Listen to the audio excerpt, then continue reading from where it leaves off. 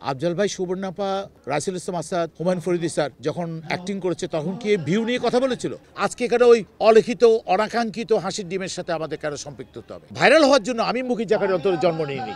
ব্যস্ততা আছে, তবে টুকটাক কাজ করছি। ঈদের জন্য বেশ কিছু স্ক্রিপ্টও বাসায় আছে, পড়ছি। আর ডেট কয়েকজনকে দিয়েছি, হচ্ছে কাজগুলো হচ্ছে ভালো। তবে সবার মতো অতটা ব্যস্ততা আমার নেই বললেই চলে, কারণ আমাকে একটা জায়গায় ডিসেন্সে কাজ করতে হয়। আমার একটা কোম্পানি আছে, সেখানে আমার যথেষ্ট সময় দিতে হয়। পাহাড় সবার অভিযোগ নেই, অভিযোগটা একটা জায়গায় যে সেই সময়কার নাটকগুলো, মানে আমি বলছি যে ৭১-এর পরে যে নাটকগুলো ম্যাচিউর হওয়ার পর দেখেছি, আমার আম্মু আমাকে দেখিয়েছেন, আমার আব্বু আমাকে দেখিয়েছেন যে নাটক সবাই মিলে দেখার মতো একটা পরিবেশ থাকে।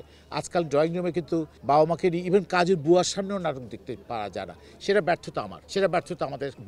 বাকিতে কথা বলবো না। যেভাবে স্ল্যাং শব্দ চলে এসছে, যেভাবে ডবল মিনিং ওয়ার্ডস চলে এসছে, সেটা ভীষণ লজ্জাকর। আমি চাই অচিরে দর্শকরা আবার আপনাদের টেলিভিশন কর্তৃপক্ষের কাছে বিনীত অনুরোধ থাকবে, এগুলো নিয়ে বেশি বেশি অনুষ্ঠান প্রচার করলে হয়তো তাদের মননে একটু হলে জায়গা করে নিবে যে আজ থেকে আর আমরা ডাবল মিনিং ওয়ার্ড এবং নোংরা শব্দ যেগুলো উচ্চারণ করতে দ্বিধাবোধ করেন না, তাদের কিছুটা হলো হবে। আফজাল ভাই, সুবর্ণাপা, রাসেল ইসলাম আসাদ, হুমায়ুন ফরিদী স্যার যখন অ্যাক্টিং করেছে তখন কি ভিউ নিয়ে কথা বলেছিল? তো তখন ভিউ কোথায় ছিল? তখন ভিউ নামক সেই হাসির ডিমটা কোথায় ছিল? আজকে এখানে ওই অলিখিত অনাকাঙ্ক্ষিত হাসির ডিমের সাথে আমাদের কেন সম্পৃক্ত হতে হবে? কেন ভিউ?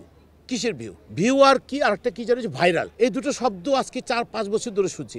আগে ভিউ, আগে ভাইরাল কোথায় ছিল? আমরা যারা অ্যাক্টিং করি, আমরা কিন্তু ভিউ ভাইরাল হওয়ার জন্য অ্যাক্টিং করি না। আমরা অ্যাক্টিং করি মানুষের মনের কোঠায় যাওয়ার জন্য। মানুষ কিভাবে আমাকে রিসিভ করছে, অ্যাকসেপ্ট করছে, সেই জন্য আমরা অ্যাক্টিং করি। দর্শকরা এই ধরনের নাটক দেখছেন কেন? কেন এই ধরনের ভিউ শব্দগুলো আমার বা পরবর্তী প্রজন্মের কানে কেন ঢুকে যাচ্ছে? আমার ভিউ লাগবে, আমার ভাইরাল হতে হবে। What the hell are it? Why? কেন?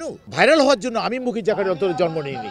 আমার ফ্যামিলি আমাকে ওই শিক্ষাটা দেয়নি, কারো ফ্যামিলিতে শিক্ষা দেয়নি। কিন্তু মুষ্টিমেয়, আমি সবার কাছে হাত জোর করে করেছি, মুষ্টিমেয় কিছু পার্সেন্ট এই কাজটি করেন, সবাই করেন না, কিন্তু এটা দায়ভার আমি নিচ্ছি।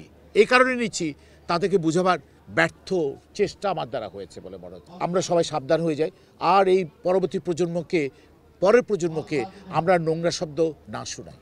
দেখুন, নাটকটা তারা ব্যবসার খাতিরে করছে। আগেকার আমলে কিন্তু নাটকটা কিন্তু ব্যবসার জন্য করেনি। একটা ভালো ভদ্র পরিবেশে নাটকটা দেখবেন, সে কারণে করে। কিন্তু এখন নাটকটা হয়ে গেছে মুষ্টিমে কিছু মানুষের জন্য। আপনাদের মতো ভদ্র ঘরের সন্তানদের জন্য নাটক না। আমি না, আমার চেয়ে যারা বিজ্ঞ লোক, যারা অনেক বড় বড় অ্যাওয়ার্ডস পেয়েছে, তাদের কাছে কোশ্চেনটা করবেন। তারা আমার চেয়ে অনেক ভালো শিক্ষিত এবং অনেক বেশি জ্ঞানী, তারা এই সম্পর্কে বলবে। আমার মতো এটা বলাটা মানায় না।